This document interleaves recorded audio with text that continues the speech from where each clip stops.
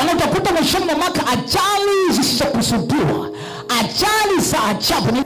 Lakini jambo la pili, mwishoni mwa mwaka ndio malipuko ya vitu vingi yanatokea. Kuna meli iliwahi kuanguka Pemba na Unguja, ilikuwa inaitwa MV Special Lender, iliua watu wengi sana. Ilikuwa ni 2011. Nakumbuka kwa sababu nyumbani tuliwahi kununua CD ya hiyo ajali, watu walikufa watu wengi sana. Lakini ukiuliza ilikuwa ni lini, ilikuwa ni tarehe 10 mwezi wa 9. Ni mwishoni mwa mwaka. Ni kipindi cha mwishoni mwa mwaka. Utaangalia introduction ya COVID-19 ilikuwa ni 2019 mwishoni. Ndio inaintroduce ugonjwa duniani. Na ugonjwa unasambaa duniani kote. Ni kipindi cha mwisho wa mwaka. Ukiuliza ukimwi ulianza lini, wanakuambia ni mwishoni mwa mwaka wa 1979.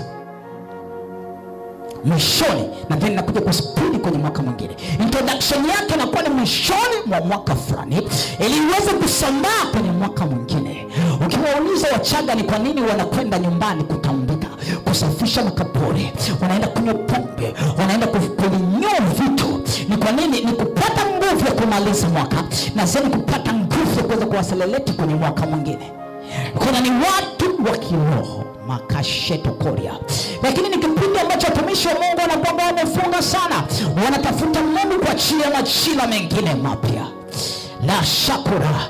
Kwa ni kipindi ambacho kinakuwa kina tension kubwa kwenye ulimwengu wa roho. Kila mtu anakuwa na kitu cha kutafuta kwenye ulimwengu wa roho, lakini watu ambao wanakuwa wanaleta utani ndio watu wanakuwa wanaondoka. Haleluya. Haleluya. Ni kipindi ambacho wachawi wanaua sana. Ni kipindi ambacho wachawi wanakutanika sana. My God, my God. Lakini ni kipindi ambacho nataka wewe ukashinde. Haleluya.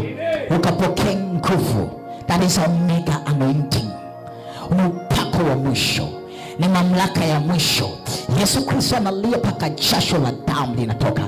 Nini? Anahitaji nguvu kubwa ya kukamilisha kile ambacho alikuwa amepewa kukamilisha. Kuwa wanafamilia wa Jesus Embassy, tafadhali subscribe kwenye alama hiyo nyekundu, gusa, alafu bonyeza pia alama hiyo ya kengele ili kuwa wa kwanza kupata video hizi za mafundisho ya Mungu.